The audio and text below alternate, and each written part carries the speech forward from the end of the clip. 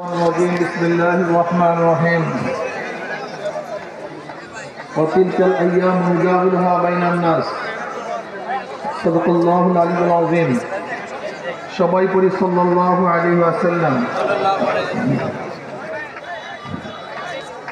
ইসলামী আন্দোলন বাংলাদেশ ভোলা জেলা উত্তর শাখা কর্তৃক আয়োজিত আজকে এই গণসম্মেলনের সম্মানিত সভাপতি শ্রদ্ধাভাজন ওলামায়ে কেরাম, সর্বস্তরে ইসলাম প্রিয় দেশ প্রিয় ভাই আমার, ইসলামী আন্দোলন বাংলাদেশ কি ও কেন? ইসলামী আন্দোলন বাংলাদেশ বিশ্বাস করে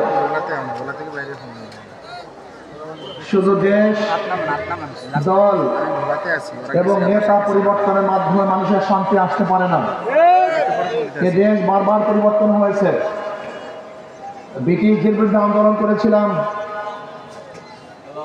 যেহেতু ব্রিটিশরা বৈষম্য করছে, বৈষম্য দূর করার জন্য ব্রিটিশদের বিরুদ্ধে আন্দোলন করে দেশ স্বাধীন করেছিলাম।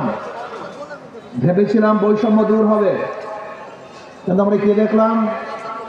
পাক ভারত উপমহাদেশের সংখ্যাগরিষ্ঠ মানুষ সংখ্যালঘু মুসলমানদের সাথে বৈষম্য করছে। মুসলমানরা ভাবছে যদি আমরা স্বাধীন এক রাষ্ট্র করতে না পারি, মুসলমানদের জন্য আলাদা ভূখণ্ড করতে না পারি, তাহলে বৈষম্য দূর হবে না। আমরা 47-এ বৈষম্য দূর করার জন্য পাকিস্তান নামে একটা দেশ গড়লাম। ভেবেছিলাম এবার বৈষম্য থাকবে না, মানুষ শান্তি পাবে, মানুষ মুক্তি পাবে, মানুষ তাদের অধিকার বাস্তবায়ন করতে পারবে। কিন্তু আমরা কি দেখলাম? পশ্চিম পাকিস্তানের লোক পূর্ব পাকিস্তানের লোকদের সাথে বৈষম্য করছে। আমরা ভাবলাম এই বৈষম্য দূর করার জন্য যদি আমরা পশ্চিম পাকিস্তান থেকে আলাদা না হতে পারি, বাংলাদেশ নামে এক স্বাধীন রাষ্ট্র গঠন করতে না পারি, তাহলে বৈষম্য দূর হবে না। এদেশের মানুষ অস্ত্র ধরেছে, আন্দোলন করেছে, জীবন দিয়েছে। আমরা বাংলাদেশ নামীয় 71 এক রাষ্ট্র করলাম। ভেবেছিলাম এখন আর বৈষম্য থাকবে না। সেই 71-এর স্লোগান কি ছিল? সাম্য, মানবিক মর্যাদা, সামাজিক ন্যায় বিচার। কিন্তু আমরা কি দেখলাম? 71-এর পর থেকে 53 বছর পর্যন্ত বহু শাসক দেখেছি, বহু দলের শাসন দেখেছি, কিন্তু মানুষের বৈষম্য দূর হতে দেখি নাই। আজও গরিব, দুঃখী, মেহনত মানুষের অধিকার বাস্তবায়ন হয় নাই। আজকেও শ্রমিকরা তাদের অধিকার আদায়ের জন্য রাস্তায় আন্দোলন করছে। আজকেও 53 বছরেও হাজারো আমার মা বোনরা ধর্ষিতা হচ্ছে, এমনকি আমাদের মা বোনদেরকে ধর্ষণ করার পরে হত্যা করা হচ্ছে। আজকেও হাজারো বাংলাদেশের মানুষ খোলা আকাশের নিচে জীবনযাপন করছে। আজকে বাংলাদেশের হাজারো মানুষ তারা ক্ষুধার তাড়নায় ডাস্টবিনে কাক এবং কুকুরের সাথে লড়াই করছে। আজকে বাংলাদেশের হাজারো মানুষ বস্ত্রহীন অবস্থায় বসবাস করছে। আজকে বাংলাদেশের হাজারো নাগরিক গরিবরা তারা অর্থের অভাবে উচ্চ শিক্ষায় শিক্ষিত হতে পারছে না।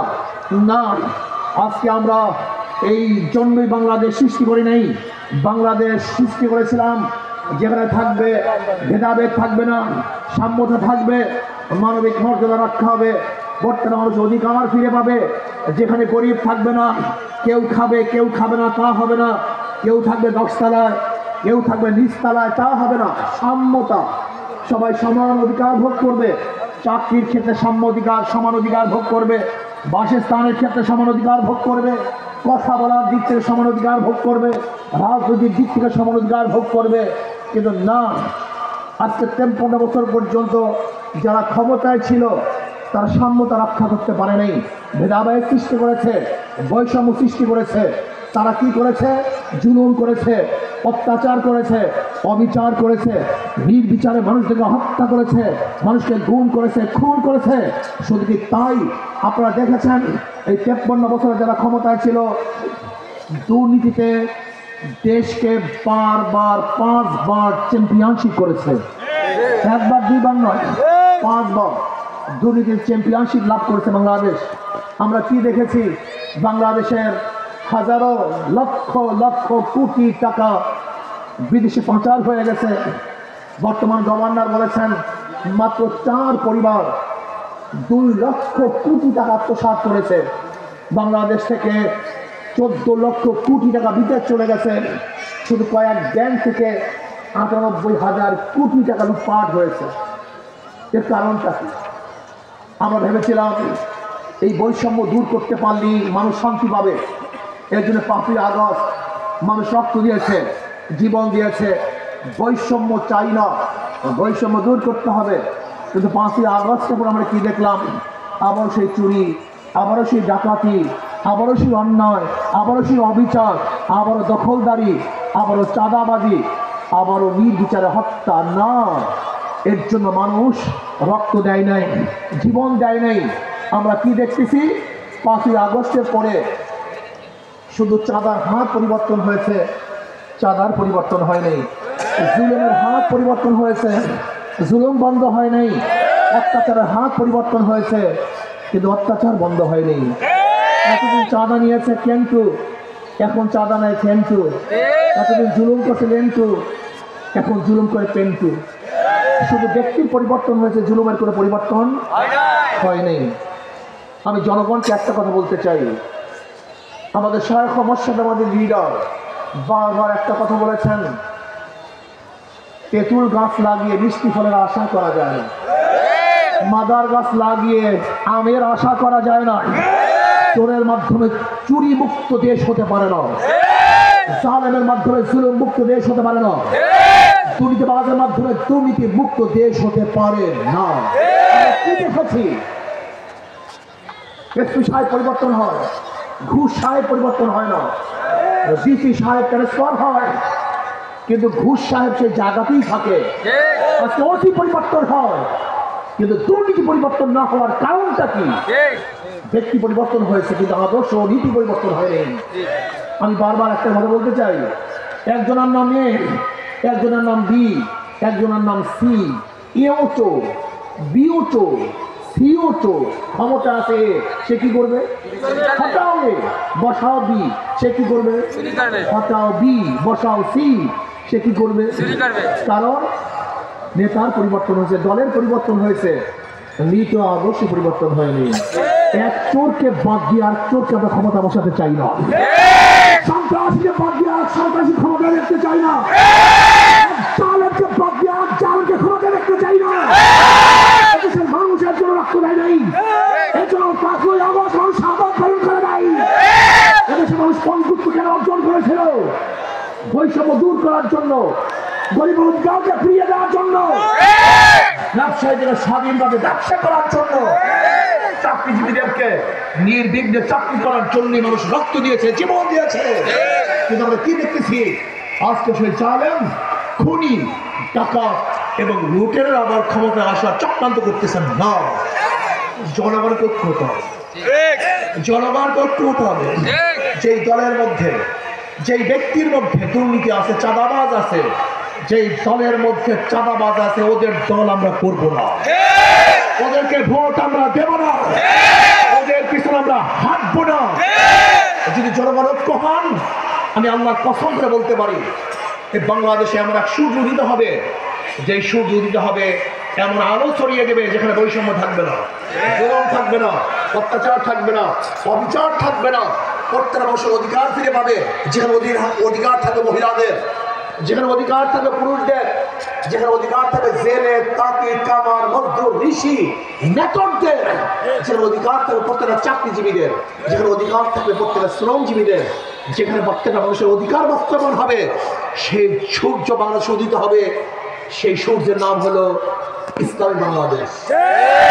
সেই সূর্যের নাম কি? ইসলাম ব্যতীত, ইসলাম ব্যতীত বারবার দল এবং নেতা পরিবর্তন করবেন, কিন্তু দুর্নীতি পরিবর্তন করতে পারবেন না।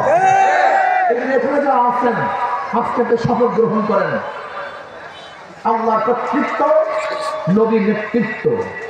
কার কর্তৃত্ব?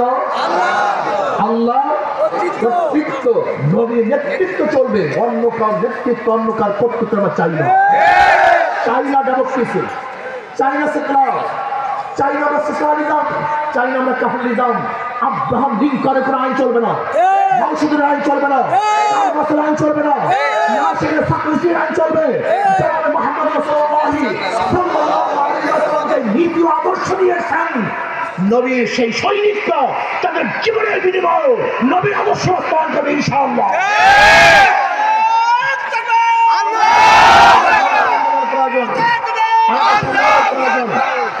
আমার ভোলার গ্যাস, ভোলার জনগণের অধিকার বেশি। এর জন্য আমি বলবো প্রত্যেকটা মানুষ যেন ভোলার জনগণ গ্যাস ব্যবহার করতে পারে সে ব্যবস্থা করতে হবে।